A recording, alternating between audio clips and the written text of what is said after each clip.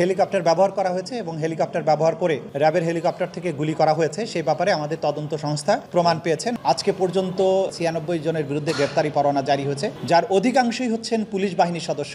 আশুলিয়াতে লাশ পোড়ানোর যে ঘটনা আপনারা জানেন, সেখানে যে দুজন আসামি আজকে উপস্থিত ছিল, কনস্টেবল মুকুল চোকদার এবং এসআই মালেক, তারা সরাসরি এই লাশ পোড়ানোর ঘটনার সাথে সম্পৃক্ত।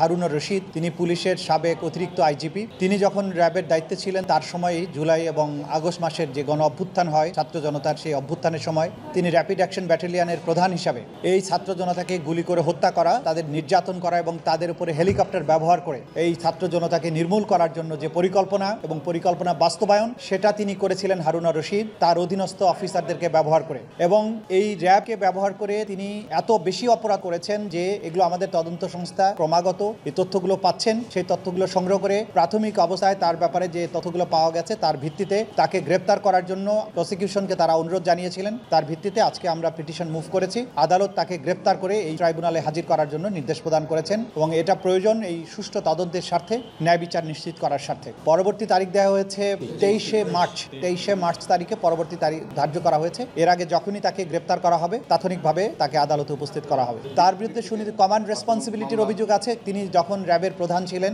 তিনি এই যে র্যাব বাহিনী আন্দোলন চলাকালীন সময় ছাত্র জনতার উপরে যে গুলি বর্ষণ করেছেন, তাদের উপরে আপনারা দেখেছেন নানান ধরনের অপরাধ তারা করেছেন। কাউকে আটক করেছেন, কাউকে টর্চার করেছেন, কারো উপরে গাড়ি উঠিয়ে দেওয়া হয়েছে। হেলিকপ্টার ব্যবহার করে, র্যাবের হেলিকপ্টার ব্যবহার করার যে সিদ্ধান্ত, সেটার পরিকল্পনা বাস্তবায়ন, পরিকল্পনার নির্দেশ দেয়া, পরিকল্পনা করা, এই যে কাজগুলো র্যাবের মাধ্যমে হয়েছে, যে সমস্ত অফিসাররা করেছেন সেগুলো তার অধীনস্থ ছিল। তিনি তাদেরকে নির্দেশ প্রদান করেছেন এবং তাদের মাধ্যমে সেই পরিকল্পনাটা বাস্তবায়ন করেছেন। আপনারা জানেন যে এই সুশৃঙ্খল বাহিনীগুলোর কমান্ড রেসপন্সিবিলিটি খুবই কঠিনভাবে মেনে চলা হয়। তো র্যাবের প্রধানের নির্দেশ বাস্তবায়ন করেছেন তার নিচের যারা অফিসার ছিলেন তারা, সুতরাং তিনি কমান্ড রেসপন্সিবিলিটির দায়ে অভিযুক্ত।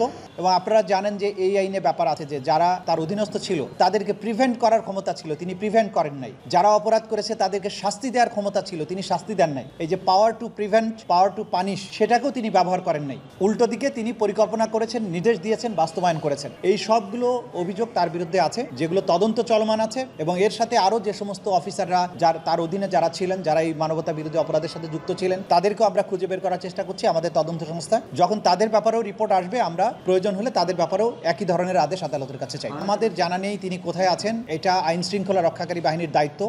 যেহেতু আদালত আজকে ওয়ারেন্ট ইস্যু করেছেন, সেই অনুযায়ী আইন শৃঙ্খলা রক্ষাকারী বাহিনীর দায়িত্ব হচ্ছে তাকে খুঁজে বের করে আদালতের কাছে গ্রেপ্তারি পরোয়ানাটা কার্যকর করে উপস্থিত করান। আজকে পর্যন্ত 96 জনের বিরুদ্ধে গ্রেপ্তারি পরোয়ানা জারি হয়েছে, যার অধিকাংশই হচ্ছেন পুলিশ বাহিনীর সদস্য। কিছু আছেন সিভিলিয়ান, সাবেক প্রধানমন্ত্রী স্বৈরশাসক শেখ হাসিনা, তার মন্ত্রী পরিষদের সদস্য এবং এমপি, ছাত্রলীগ, আওয়ামী লীগের নেতারা আছেন।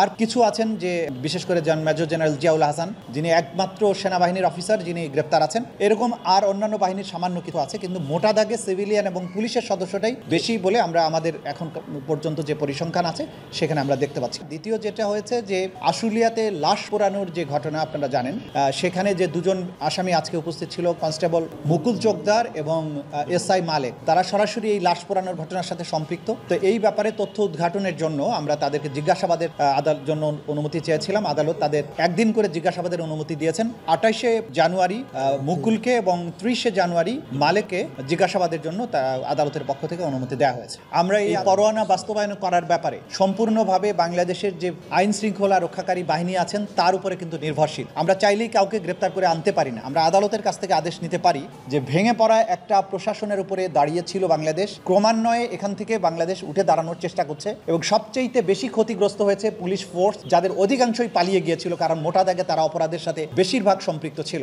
সেই কারণে ভেঙে পড়া পুলিশ প্রশাসনকে একটা ব্যবহার উপযোগী পর্যায়ে নিয়ে আসার কারণেই হয়তোবা প্রথম দিকের এই অ্যারেস্ট ওয়ারেন্টগুলো কার্যকর করা যায়নি। তো আমরা এখন বিশ্বাস করি যে এখন তারা একটা স্টেবল পজিশনে চলে এসেছেন, নিশ্চয়ই তারা বাকি ওয়ারেন্টগুলো কার্যকর করার ব্যাপারে যথাযথ পদক্ষেপ গ্রহণ করবেন। মানে আমরা যা বলার কোর্টে বলেছি, আপনারা শুনেছেন যে হেলিকপ্টার ব্যবহার করা হয়েছে এবং হেলিকপ্টার ব্যবহার করে র্যাবের হেলিকপ্টার থেকে গুলি করা হয়েছে, সেই ব্যাপারে আমাদের তদন্ত সংস্থা প্রমাণ পেয়েছেন এবং এটার ব্যাপারে মূল কাজটাই করেছেন র্যাবের যিনি ডিজি ছিলেন তিনি। সে কারণে আমরা তাকে গ্রেপ্তারের জন্য পিটিশন করেছি। বিস্তারিত তদন্তের পরই বলা যাবে যে কারা কারা এখানে ইনভলভ ছিলেন।